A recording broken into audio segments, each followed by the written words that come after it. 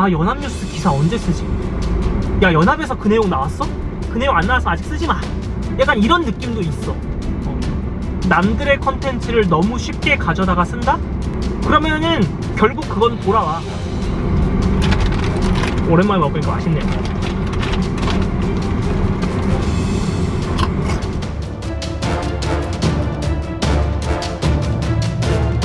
자, 여러분, 제가 지난 시간에 언론사의 위기에 대해서 얘기를 했었습니다. 잘 나가던 호시절은 이제 끝이 났고 경제적으로, 경영적으로 되게 위기에 놓여 있다. 이 부분에 대해서 얘기를 했습니다. 지난 시간에는 제가 언론사의 위기가 외부적인 요인에서 기인이 됐다고 말씀을 드렸어요. 유튜브나 넷플릭스 같은 플랫폼 싸움에서 패배한 언론사, 네이버나 카카오 다음 같은 포털 사이트에게 종속되어 버린 언론사, 언론사의 외부적인 환경의 변화에 대해서 얘기를 했었습니다. 그리고 그런 것에서부터 언론사의 위기가 비롯됐다고 말씀을 드렸죠. 근데 물론 저는 언론사의 위기가 그런 외부적인 요인이 훨씬 더 강하게 작용했다고 보지만 내부적인 요인도 무시할 수 없다고 봐요. 언론사들이 언론사의 위기를 자초했다고 볼 수 있는 거지.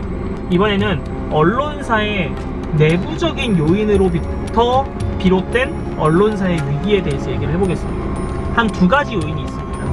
먼저 첫 번째는 연합뉴스에 너무 종속적인 우리나라 언론사, 그리고 두 번째는 거의 없다시피 한 언론사의 저작권 인식, 요 두 가지입니다. 근데 요 두 가지가 서로 떨어져 있는 개념이 아니라 어느 정도 맞닿아 있는 부분이에요.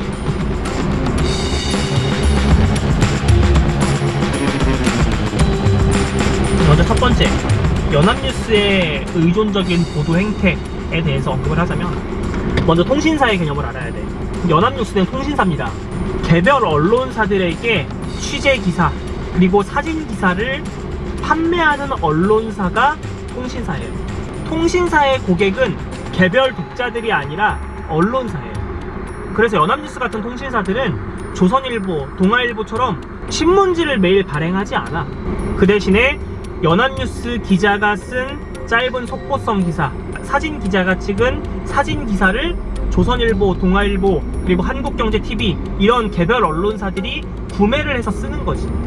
우리 같은 개별 언론사들은 연합뉴스 같은 통신사에다가 몇백만원, 몇천만원씩 전재료, 그러니까 일종의 구독료를 내고 그들의 컨텐츠를 사서 보고 그들의 컨텐츠를 어느 정도 받아서 쓰는 거야.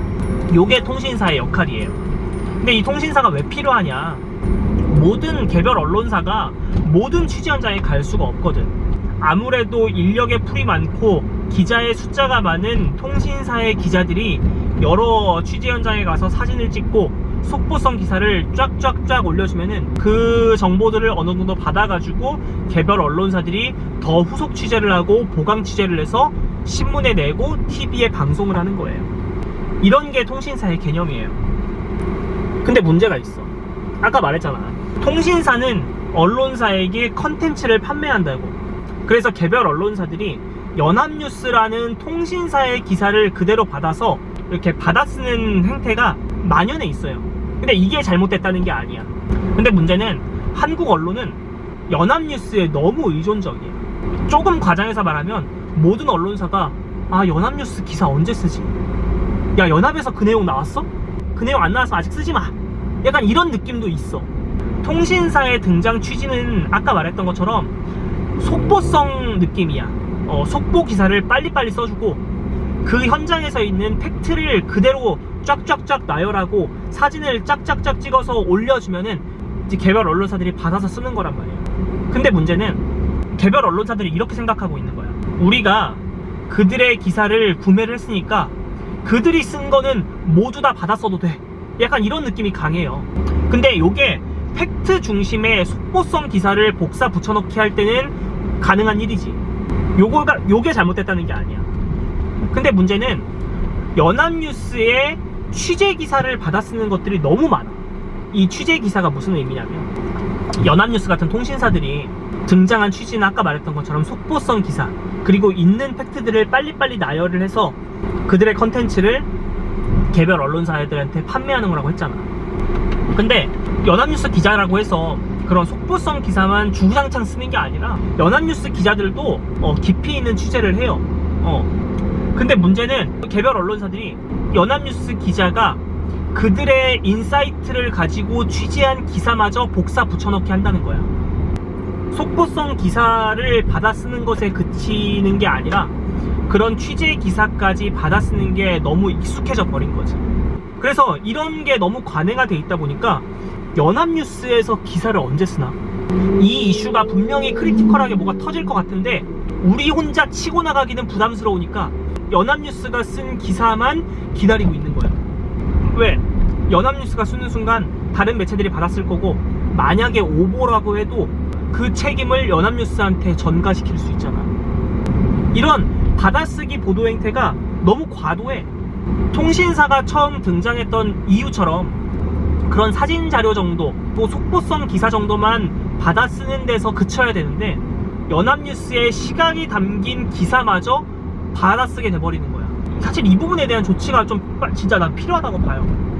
연합뉴스에서 취재 기사를 쓰지 말고 속보성 기사만 쓰든지, 혹은 이 기사는 연합뉴스 기자의 인사이트가 담긴 취재 기사니까 요 취재 기사는 개별 언론사들이 받아 쓰지 마세요, 이런 식으로 규제를 해놓던지, 뭐 이 정도의 조치가 나는 필요하다고 봐요.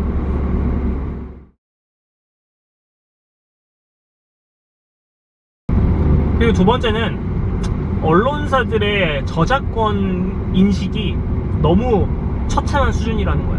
근데 이 문제는 사실 앞서 말했던 연합뉴스와의 관계와 맥이 어느 정도 닿아 있어요. 아까 말했잖아, 연합뉴스의 기사를 그대로 복사 붙여넣기 해서 보도하는 것이 너무 익숙해져 있고 관행화되어 있다고.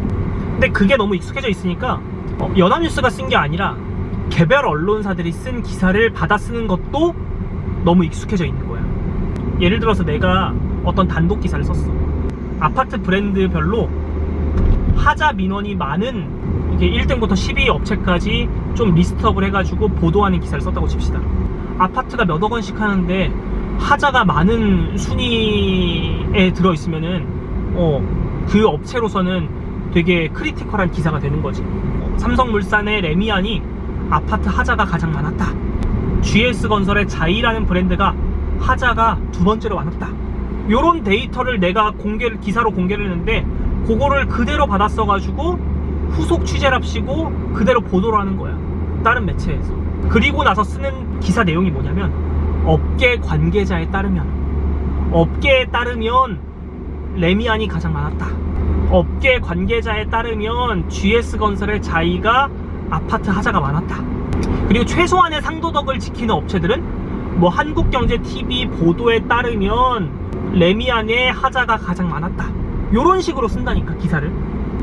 이게 진짜 심각해요. 아무리 단독 기사, 아무리 좋은 기사를 써도 너무 쉽게 복사 붙여넣기 해도 된다는 인식이 너무 언론사들 사이에 강해. 물론 언론사들 사이에 경쟁이 치열하고, 그리고 내가 맡은 섹터에서 내가 빵꾸를 내면 안 되니까 어떤 언론사에서 남들이 모르는 기사가 나왔어. 그럼 그거를 팔로우하는 과정은 필요하지. 이게 사실인지 사실이 아닌지, 그리고 거기에다가 후속 취재를 하고 보강 취재를 하는 것은 인정. 그거는 필요해. 기자들의 몫이거든. 근데 솔직히 그거를 그대로 받아 써가지고 업계 관계자에 따르면 어떻더라, 한국경제TV 보도에 따르면 이렇더라, 이거를 그대로 받아서 보도하는 거는 솔직히 나는 언론사들이 상도덕을 지키고 있지 못하다고 생각해요. 물론 아까 말했던 거지만 거기다가 조금 더 틀어서, 예를 들어서 나는 한 1년치 하자 분쟁에 대한 리스트업을 했는데 그거를 범위를 한 3년치로 넓혀서 다른 언론사에서 보도를 했어, 혹은 5년치로 넓혀서 보도를 했어. 이런 거면 인정하지. 2차 가공, 3차 가공이 들어간 거니까. 근데 내가 쓴 기사에서 추가적인 팩트체크 없이 내 거를 그대로 받아 써서 더 자극적인 기사, 더 망신주기 기사를 쓰는 것, 난 요런 것은 진짜 언론사들 사이에 윤리의식이 부족하다고 봐요. 근데 요런 것들이 어디서 기인됐는가? 통신사 기사를 그대로 받아 쓰는 게 너무 습관이 돼서 개별 언론사의 기사도 받아 써도 되는 것이란 인식이 너무 강하기 때문이야. 언론사는 컨텐츠를 만드는 회사잖아. 기자들은 컨텐츠를 만드는 사람들이라고. 내가 컨텐츠를 만드는 사람이면서 남들의 컨텐츠를 너무 쉽게 가져다가 쓴다? 그러면은 결국 그건 돌아와. 내가 쓴 좋은 기사도 남들이 너무나 쉽게 복사 붙여넣기 할 수밖에 없는 거야. 그리고 문제는 뭐야? 만약에 내가 진짜 좋은 기사를 썼어. 그래서 한 30개 언론사가 내가 쓴 기사를 받았었어. 근데 문제는 내가 처음에 쓴 그 기사가 만약에 오보였어. 그럼 30개 언론사가 다 오보를 내는 거야. 그리고 더 큰 문제는 뭐냐면, 이런 언론사들의 어떤 저작권 인식이 없다 보니까 플랫폼 싸움으로 번지게 돼요. 이게 무슨 말이냐면, 요즘에 흔히 말하는 유튜브에서 사이버 레카라는 게 있잖아.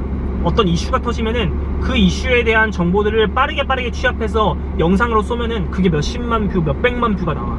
근데 거기에 들어가는 핵심 내용, 사이버 레카들이 다루는 핵심 내용은 기사들이 많습니다. 그들은 기사들을 많이 인용해요. 그들이 인용하는 기자들에게 과연 그 컨텐츠에 대한 동의를 받았을까? 안 받았을걸? 언론사들 스스로부터도 다른 매체의 기사를 복사 붙여넣기 하는 것에 너무 익숙하다 보니까 사이버 레카들이 우리의 저작권을 침해하더라도, 기자들의 저작권을 침해하더라도 어떻게 대응이 안 되는 거야. 왜? 해본 적이 없거든.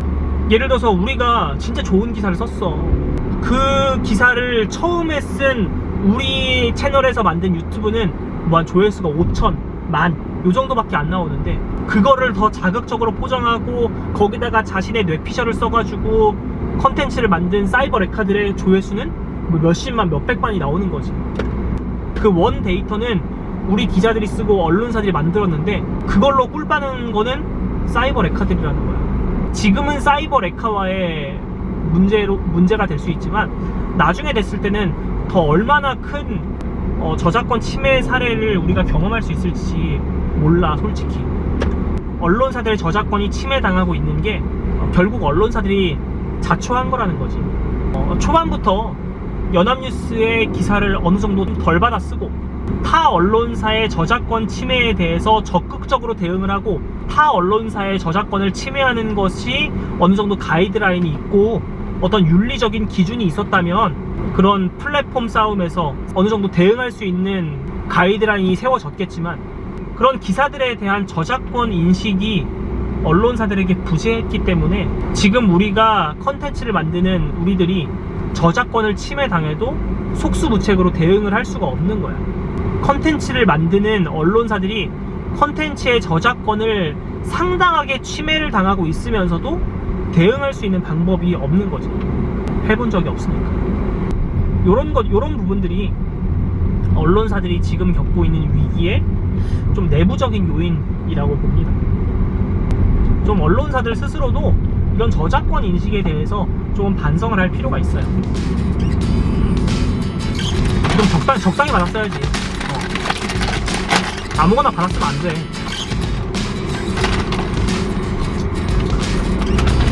근데 솔직히 나도 이런 얘기를 하면서 나도 다른 언론사에서 나온 얘기를 뭐 받아쓰고 따라쓰고 복사 붙여넣기 하고 이렇습니다.